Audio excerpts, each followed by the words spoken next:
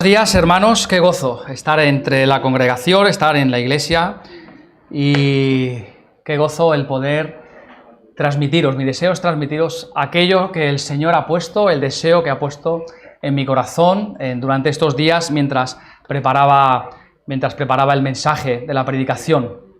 Mirad, una de las cosas que más me fascinan, una de las cosas que para mí es un misterio de la vida cristiana es la conversión, ¿verdad?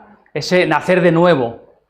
Eso que tanto le costaba al pobre de Nicodemo entenderlo, ¿verdad? ¿Pero cómo voy a coger yo y a volver otra vez al vientre de mi madre? No, tenemos que nacer de nuevo. Y es un misterio, no sabemos cómo se produce, pero sabemos que hay una transformación tan profunda que solamente Dios puede hacerla, en lo más profundo de nuestro ser. Y que es una transformación que nos abre los ojos, que nos redime del pecado, que nos transforma. Y es un misterio, y no sabemos cómo sucede, pero sucede, es el nuevo nacimiento del cristiano, ¿verdad? Y hay una cosa más que también es un misterio, que es que cuando hemos nacido de nuevo, dice la palabra, que somos injertados, somos puestos en medio del pueblo de Dios. Pertenecemos al pueblo de Dios, a su cuerpo, que es la iglesia. La iglesia, ¿verdad? Tantas veces hemos escuchado esa palabra, la iglesia. Hay algunos que piensan que la iglesia son estas cuatro paredes, que es un edificio, que la iglesia son los ministerios. No, hermanos, la iglesia son las personas que han creído en Cristo. Cuando en el Nuevo Testamento se refiere a la iglesia de la Odisea, a la iglesia de Éfeso, a la iglesia de Filadelfia, está hablando de los creyentes, de los hermanos y hermanas que habían creído en Cristo. Esa es la iglesia. Cuando hablamos de edificar a la iglesia, no hablamos de construir un púlpito, ni de poner sillas nuevas, ¿verdad? Sino que estamos hablando de edificar a los creyentes. Y si la iglesia es el cuerpo de Cristo, que somos nosotros, la iglesia tiene que estar constantemente cambiando, porque nosotros no estamos igual desde que nos convertimos, sino que pasan los años y vamos aprendiendo del Señor, ¿verdad? Y como dice Pablo, pasamos de tomar la leche espiritual a alimento sólido. Y la iglesia está en constante evolución hacia la santidad, hacia el compromiso con Cristo. Eso es lo que dice la palabra, la iglesia. Esta es una serie de mensajes que voy a estar dando durante las próximas veces, sucesivas veces, que tienen que ver con los pilares, que tiene que ver con fundamentos, que tiene que ver con nuestra vida práctica como iglesia y como creyente, como cristianos. La teología está muy bien. Os animo a que estudiéis teología, es fantástica. Yo he estudiado teología y me ha aportado mucho. Pero hermanos, la teología no es para todos. No todos estamos llamados a estudiar teología, ¿verdad? La doctrina es importantísima, importantísima, hermanos. Tenemos que conocer la doctrina. Pero muchas veces la doctrina no nos va a ayudar en nuestra vida cristiana diaria, cuando salgamos ahí afuera y nos tengamos que seguir enfrentando a nuestros problemas diarios, cuando tengamos que seguir pagando las facturas, cuando tengamos que seguir pasando por las mismas pruebas. ¿Qué es lo que nos ayuda? ¿Qué es lo que nos fortalece? Son los pilares, los fundamentos de la vida cristiana. Hablábamos de la iglesia. La iglesia, hermanos, no es un invento del hombre. La iglesia está diseñada por Dios en la Escritura para operar como un cuerpo y para relacionarse con la cabeza, que es Jesucristo. Y quedaros con este símil de iglesia y cuerpo, porque vamos a estar viéndolo durante esta mañana. Eso dice la palabra, somos el cuerpo de Cristo, ¿verdad? Y Cristo es la cabeza. Y si tomamos esta metáfora del cuerpo de Cristo, la cual es parte de la enseñanza del Nuevo Testamento, y la expandimos un poco más, podemos ver en mayor profundidad algunas de las implicaciones que tiene esta metáfora. Y vemos que la iglesia, como cualquier cuerpo, tiene que tener una estructura. ¿Sí? Si solo tuviésemos órganos, no nos aguantaríamos de pie. Hace falta una estructura. Una estructura que le da forma y es su capacidad de ponerse en pie. La estructura, hermanos, es aquello de la que cuelga todo. Como en un cuerpo humano, ¿verdad? Todos los órganos están pegados en algún punto al esqueleto. El esqueleto es lo que provee de estructura. Y la estructura tiene que ser rígida, como un hueso, ¿verdad? Un hueso no se dobla, se pliega a través de las coyunturas y las articulaciones, pero un hueso es rígido, no se puede doblar, tiene que ser rígido. Tiene coyunturas, pero asimismo provee de rigidez para darle estructura al cuerpo. Y hermanos, y eso es precisamente lo que la Iglesia debe tener. En ese esqueleto de la Iglesia, imaginaros ese armazón, los fundamentos, los pilares, ese esqueleto de la Iglesia involucra 5 verdades que son innegociables. Innegociables, que tiene que tener toda Iglesia que se dice llamar cuerpo de Cristo. Podemos negociar y podemos hablar de escatología, podremos hablar de formas, pero hay 5 cuestiones que son inviolables, que son fundamentales. El esqueleto de la Iglesia primeramente tiene que honrar a Dios. Tiene que honrar a Dios. El respeto, la reverencia que Dios se merece. En segundo lugar, tiene que exaltar a Cristo. ¡Qué importante! Exaltar a Cristo. Lo contrario de no exaltar a Cristo es las iglesias en donde la figura humana se pone en el centro del culto. Son iglesias que en vez de ser cristocéntricas, son egocéntricas, porque ponen al ser humano y sus necesidades en el centro de la exaltación y de la adoración. Sin embargo, la palabra muestra todo lo contrario. El armazón, la estructura, una iglesia fuerte tiene que exaltar a Cristo. Otra verdad es que tiene que buscar la santidad. La santidad. La santidad no es simplemente ser buenos, no es simplemente portarnos bien. La santidad es apartarnos del mundo, apartarnos de las cosas que nos apega del mundo y acercarnos más a Cristo, acercarnos más a Dios. Eso es buscar la santidad. Primeramente, el reino de Dios y todas las cosas serán añadidas. Cuarto lugar, que tiene que tener esa estructura fuerte es que tiene que proclamar la verdad. No estamos aquí para contentarnos los unos a los otros, para autosatisfacernos, sino que tenemos una misión, ¿verdad? La gran comisión de Mateo, id y predicar a todos los pueblos y a todas las naciones. Esa es la misión de la Iglesia, proclamar la verdad. Y para eso el Señor nos ha puesto aquí en este pueblo, para proclamar la verdad. Y en último lugar, el quinto lugar, someterse a la autoridad espiritual. Y esto es importante, hermanos, esto es importante porque muchas veces, a veces cuesta que esto se dé en las iglesias. Os voy a decir algo, no sé si os va a sorprender, si ya lo sabíais, seguramente que sí. La Iglesia no es una democracia. La Iglesia no es una democracia. La democracia es quizás el sistema menos imperfecto, políticamente hablando, ¿verdad? Es el sistema por el cual la mayoría decide, pero la mayoría no siempre tiene la razón, ¿verdad? Lo hemos visto a lo largo de la historia. La Iglesia no es una democracia. La Iglesia es una teocracia, donde Dios está en el centro, donde Dios es el que tiene la primera y la última palabra, en el cual Dios tiene la decisión. ¿Cuál es la autoridad máxima del creyente? La palabra, ¿verdad? La palabra. Vayamos a la palabra. Hebreos 13, 17. Obedeced a vuestros pastores, sujetaos a ellos, porque ellos velan por vuestras almas.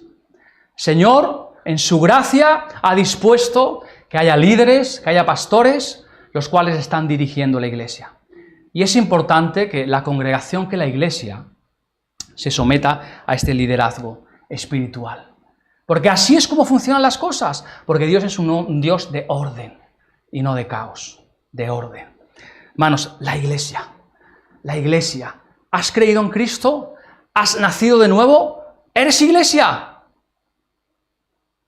¿Eres iglesia? Lo que ocurre es que hay hermanos que se congregan y hay otros que desgraciadamente no lo hacen. Pero todos y cada uno de los creyentes somos parte de la Iglesia. Y sabemos que todas estas cosas que hemos dicho, que debe ser el armazón y la estructura de la Iglesia, el honrar a Dios, el exaltar a Cristo, el buscar su santidad, todas estas cosas, si las hacemos, dice la palabra que traen bendición. Traen bendición. Pero si solamente nos quedáramos ahí, estaríamos incompletos. Si solamente nos quedáramos con estas cosas, no acabaría de funcionar. Porque como cualquier cuerpo viviente, la Iglesia no solamente puede existir en forma de esqueleto, ¿verdad? ¿Os imagináis? Cuerpo humano que solamente sea el armazón, el esqueleto, músculos, no tiene vida, no hace nada, no sirve para nada.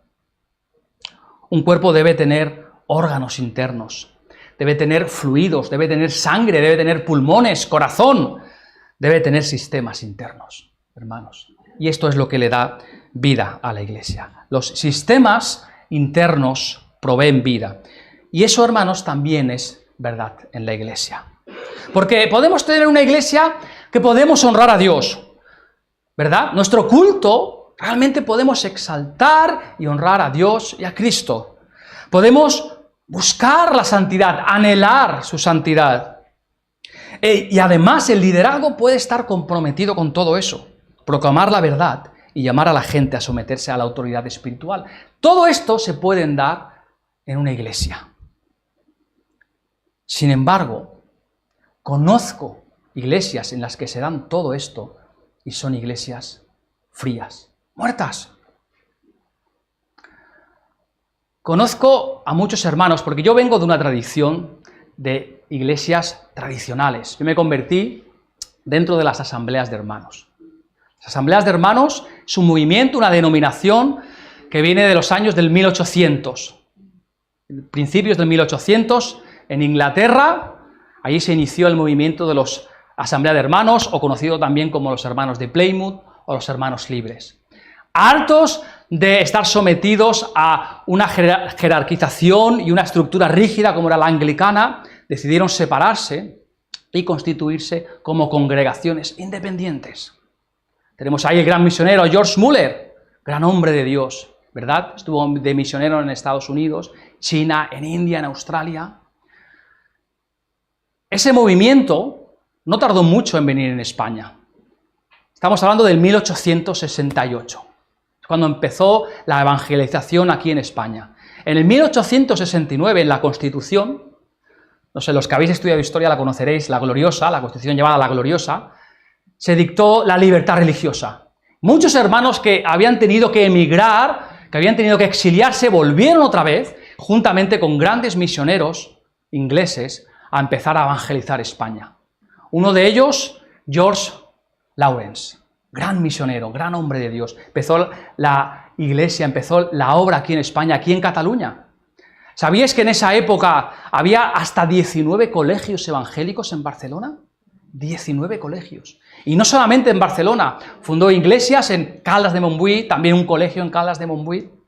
¿Sabéis que fundaron hospitales? ¿Sabéis el hospital evangélico? El hospital evangélico se fundó en Gracia en respuesta a los pescadores que sufrían de grandes afecciones por causa de la humedad y decidieron hacer un hospital lejos de la Barceloneta, lo fundaron en Gracia, es lo que se recoge como el hospital de la calle Camelias, ¿verdad?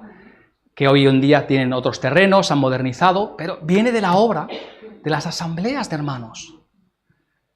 En España no ha habido nunca un gran movimiento como ha podido haber en otros países como Estados Unidos, como Inglaterra, de avivamiento. Pero si en algo nos hemos acercado, y estoy seguro que es en esos años, una obra de evangelización de las que aún hoy en día hay raíces, hay fruto, hermanos. Y eso fue fruto de personas que no solamente tenían esa estructura, sino que además tenían algo más, estaban vivas, ¡vivas! Yo cuando a veces escucho a alguien hablar de iglesias tradicionales y dice, es que entro en el culto y es frío, está muerto. Bueno, hermanos, hay veces que no es verdad. Lo que pasa es que muchas veces hay personas que entran esperando un espectáculo, ¿verdad? Que les entretengan. Pero hay veces, y también es bueno hacer autocrítica, que sí que es cierto. Hemos dejado morir nuestros cultos, hemos dejado de apasionarnos por lo que realmente debemos hacerlo, y hay iglesias las que realmente están muertas. Iglesias donde se da esta estructura, donde honran a Dios, donde exaltan a Cristo, donde tienen una doctrina correcta, y sin embargo falta algo, falta algo. ¿Y qué quiero decir con eso?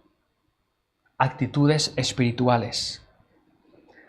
Hermanos, la vida de iglesia viene a partir de actitudes espirituales y de lo que hay dentro de la gente. De lo que hay dentro. Externamente podemos cantar himnos, ¿verdad? Podemos repetir oraciones. Podemos cubrir la rutina de la adoración. Externamente podemos hacer todo eso. Podemos sentarnos, venir aquí y escuchar la palabra de Dios. Podemos hacerlo. Podemos someternos externamente a los que nos guían. Pero eso no es sinónimo de que sea una iglesia viva. Antes habíamos hablado del símil de la iglesia con el cuerpo, ¿verdad? Y decíamos que el cuerpo tiene que estar conectado ¿a qué? A la cabeza. La cabeza es Cristo. Hay un concepto triste en medicina que es muerte cerebral. Muerte cerebral. Y se da cuando a una persona le funcionan todos los órganos. Pulmones, corazón bombea sangre, los riñones funcionan, pero si en el cerebro no hay señal, no hay vida, esa persona está muerta. Muerte cerebral. Eso es lo que ocurre en algunas iglesias. Muerte cerebral porque se han desconectado de la cabeza que es Cristo. La vida real de la iglesia viene desde adentro de la iglesia. Y esa es la razón por lo que la meta de todo lo que hacemos, la meta de la predicación, de la adoración, del estudio bíblico, son vidas transformadas. Porque si no, no tiene sentido. Como Pablo dijo en Gálatas 4, ¿verdad? Su pasión, su oración, su dolor, su trabajo era que Cristo fuese formado de manera completa en el interior de ellos. Esa era la petición de Pablo, que Cristo se fuese formando de una forma completa en el interior de cada creyente. Y es la misma idea cuando Pablo en Colosenses dice que lo que él quiere es que la palabra de Cristo more abundantemente en ellos.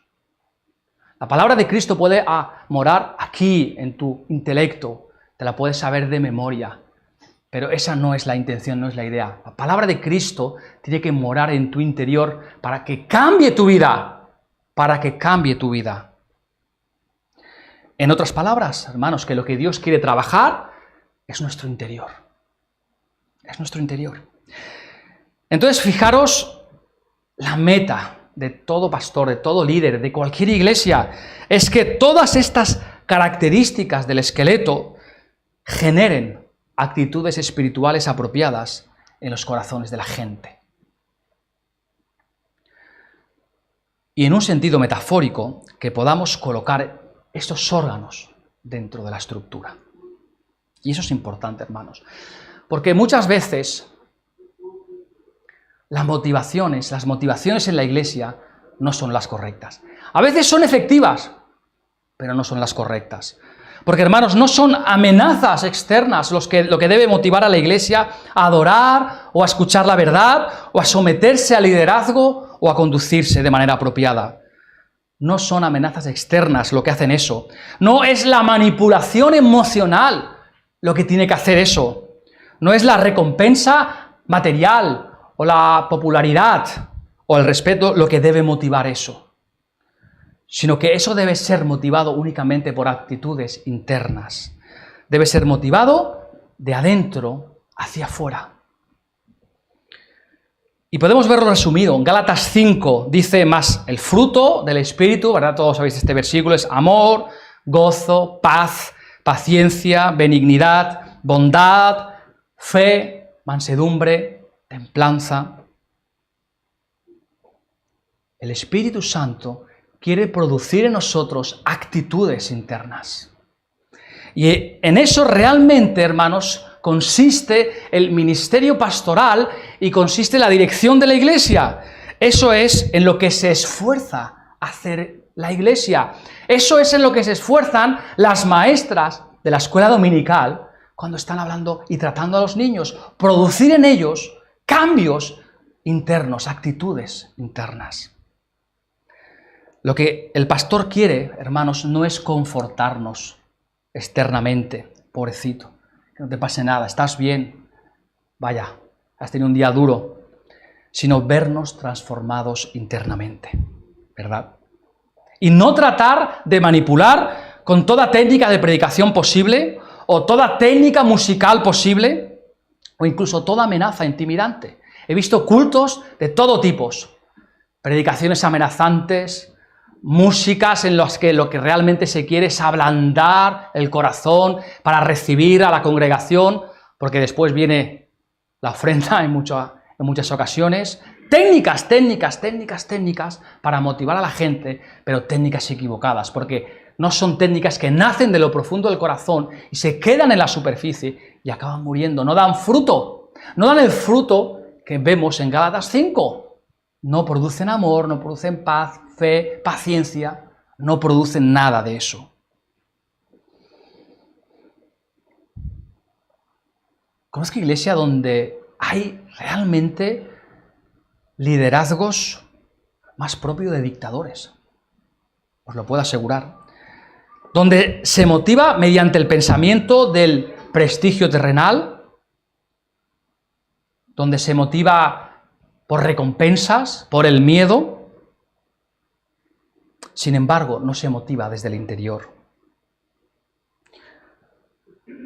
Crear en tu corazón, el poder crear en tu corazón devoción por Cristo, al tiempo que el Espíritu Santo produce estas actitudes internas. Es la única manera. No hay otra forma. Y hermanos, veo a la iglesia en la actualidad. Y creedme, hay tantas personas que quieren arreglar la iglesia. ¿En serio? Personas de buena voluntad, de buena fe, que realmente quieren arreglar la iglesia. Porque estas personas, muchas personas se dan cuenta de que la iglesia no es todo lo que tiene que ser. Y algunas personas creen que tienen una idea de lo que debe ser. Y ¿sabéis lo que hacen? Abordan la transformación de la iglesia mediante la reorganización. Las iglesias han decidido que necesitamos un nuevo estilo. Lo que necesitamos es un nuevo formato. Y una de las cosas que más me preocupan en este tema es que realmente hay un menosprecio a la predicación. Hay un menosprecio a la predicación. Y este nuevo formato de show, de espectáculo, de entretenimiento, de organización, menosprecia la predicación y la sustituye por todo tipo de cosas que le parece a la gente más interesante, que le entretienen más, porque es que venimos aquí a que nos entretengan, venimos a pasar el rato, no vengo aquí a aburrirme, vengo a que me entretengan. Me montas un show, un espectáculo de luces, de música, y me voy a casa contento, porque me han entretenido. Lo mismo que si fuese al teatro o al circo. Y esas son las iglesias que se están llenando hoy en día, hermanos. Las iglesias que se están llenando, un evangelio light, un evangelio fácil, que no requiere compromiso, que no requiere nada. Siéntate y nosotros te entretenemos. No requiere ningún esfuerzo por tu parte. Primera de Tesalonicenses, el capítulo 5 dice: no menospreciéis las profecías. ¿Y qué significa eso?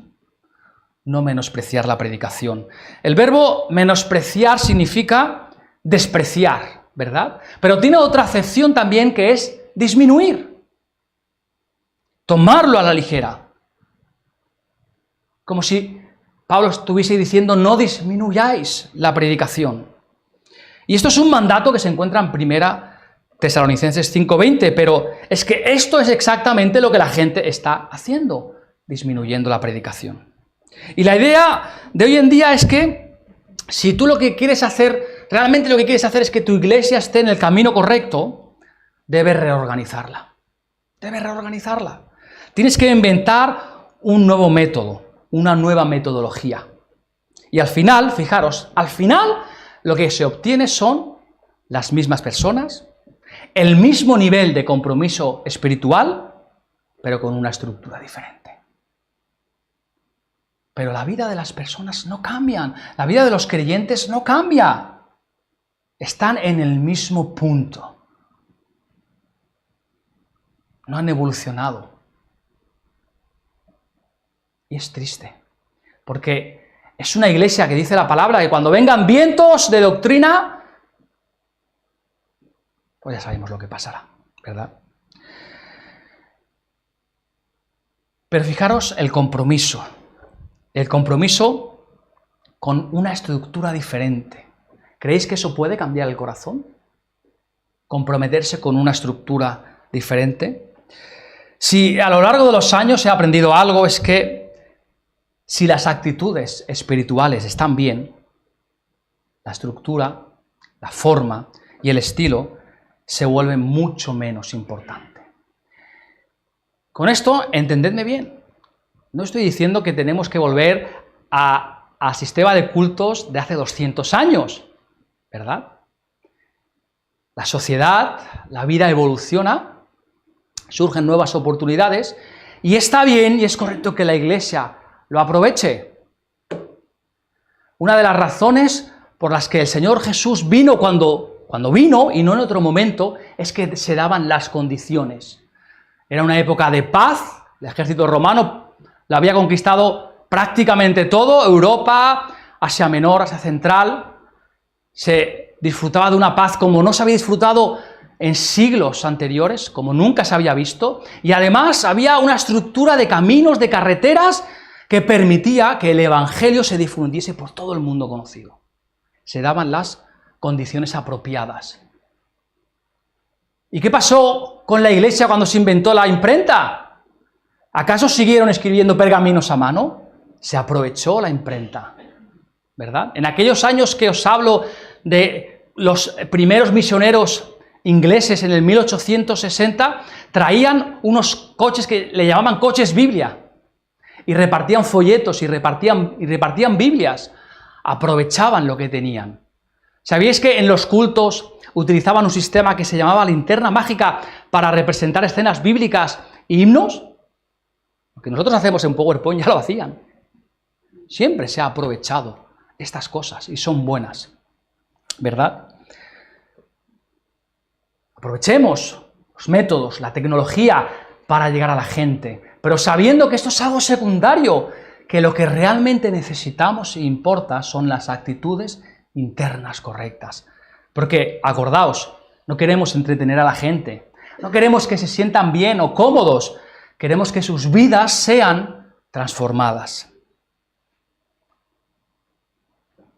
La gente llena del Espíritu hace cosas guiadas por el Espíritu y se conforman con el patrón bíblico para la vida de iglesia, porque en su corazón está el hacer eso.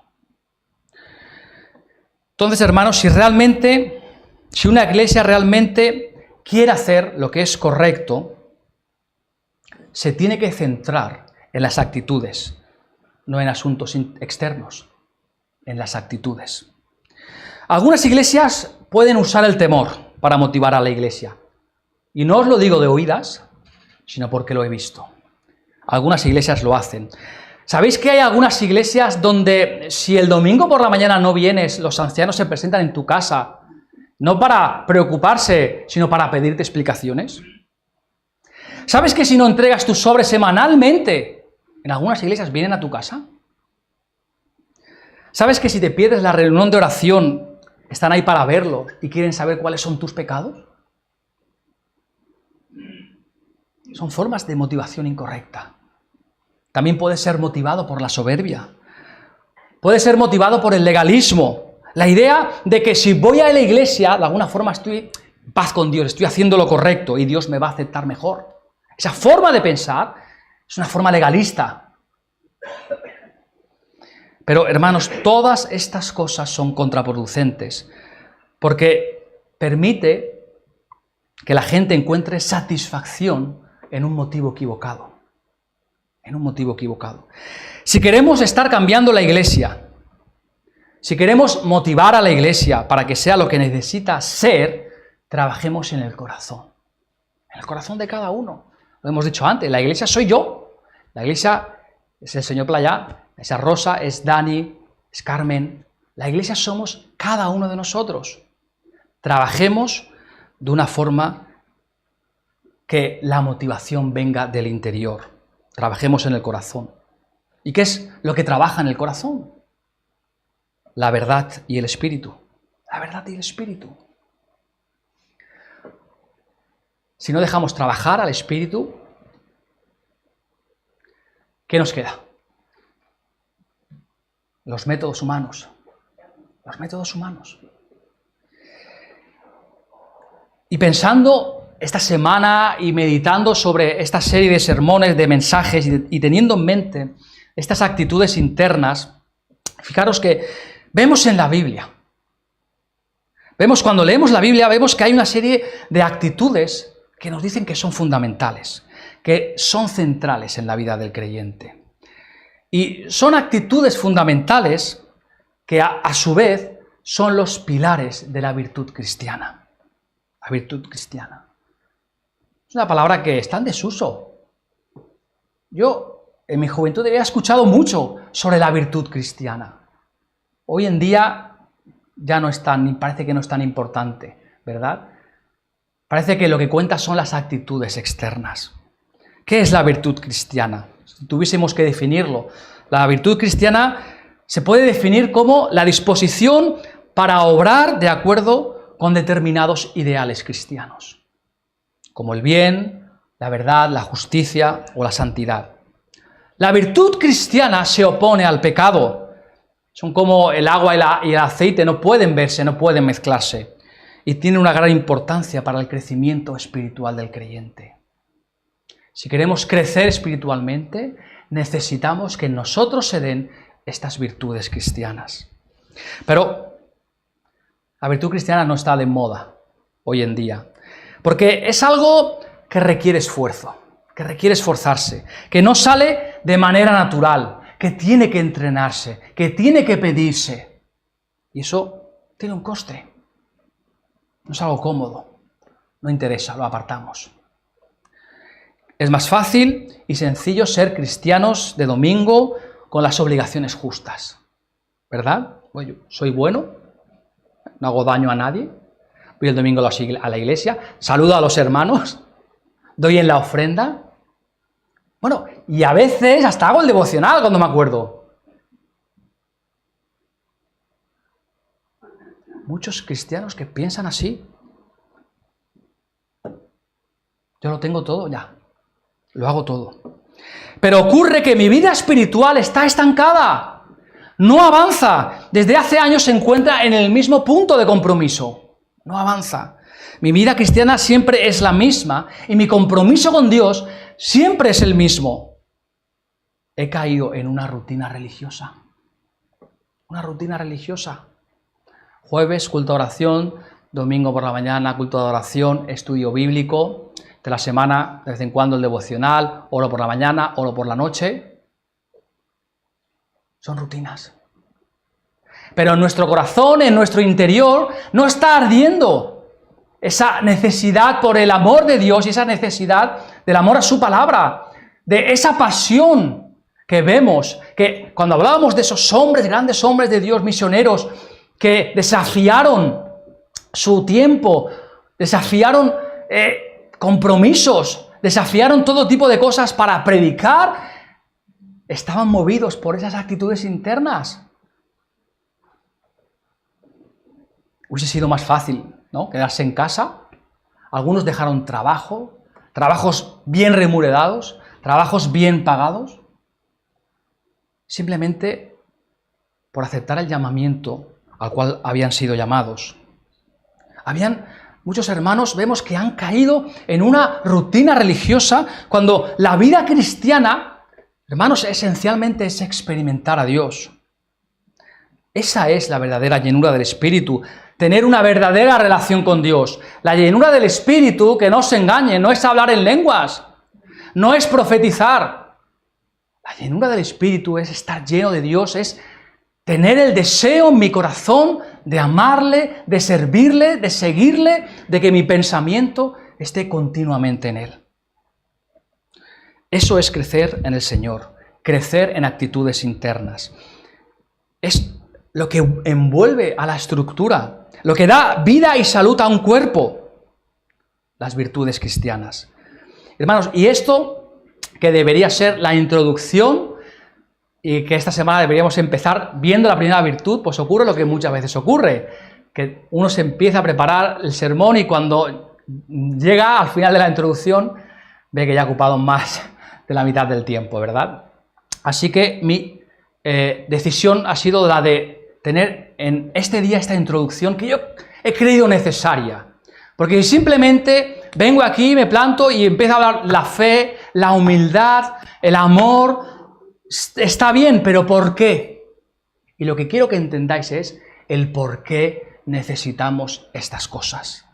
El por qué las necesitamos. Son 10 mensajes los que voy a estar dando a la congregación. 10 mensajes. Vamos a estar viendo ya de forma desgranada, de forma poco a poco, qué nos dice la palabra sobre la fe, la obediencia, la humildad. Vamos a ver el amor, vamos a ver la unidad, el perdón, el gozo, la gratitud, la compasión y el contentamiento. 10 pilares de la virtud cristiana, ¿verdad? En Gálatas 5, 22 y 23 se habla de las obras del Espíritu, ¿verdad? Lo hemos visto antes. Amor, gozo, paz, todas estas obras se pueden aplicarse como virtudes. Y este término denota una excelencia moral. Es el motor que mueve las acciones rectas y dignas. Pero fijaros, solamente una introducción, antes de acabar. Una introducción. Porque la Biblia habla mucho de la virtud, hermanos.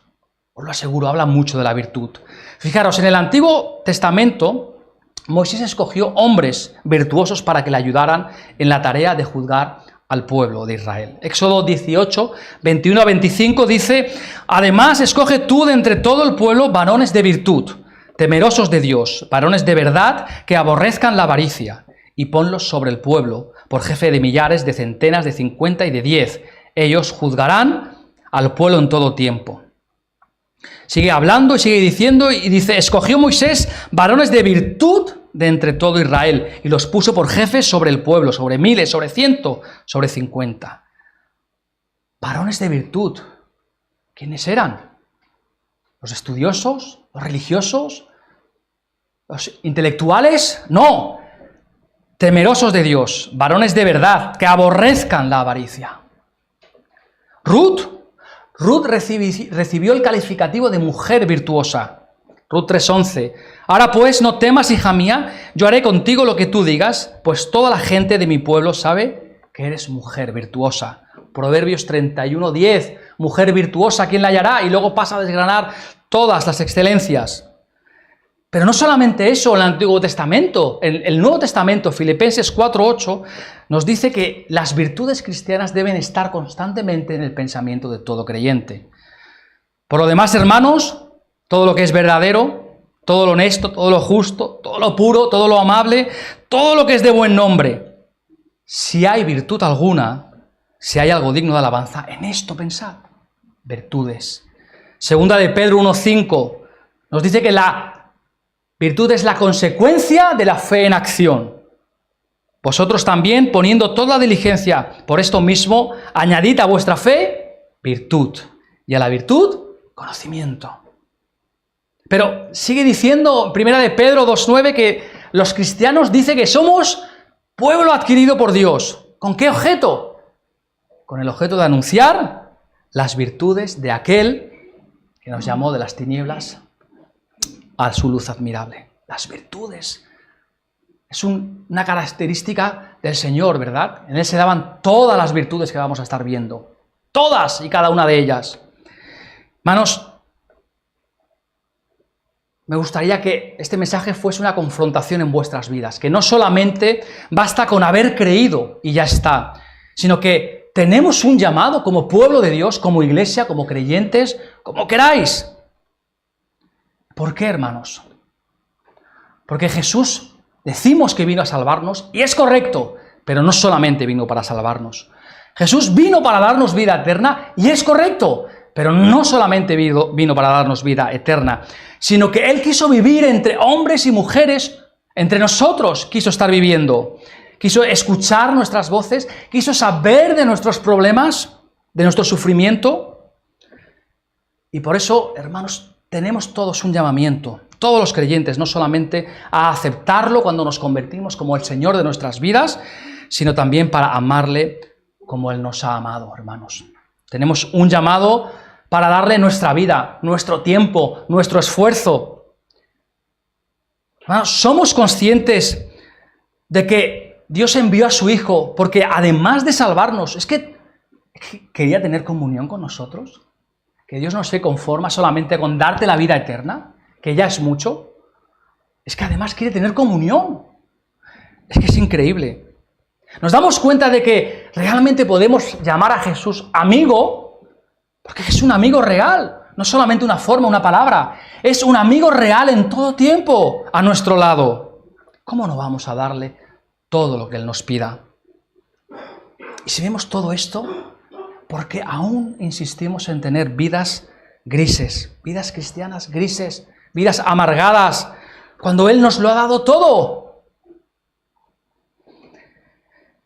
Las virtudes cristianas solamente pueden salir de la comunión con Cristo, solamente pueden salir de las experiencias vividas con Él.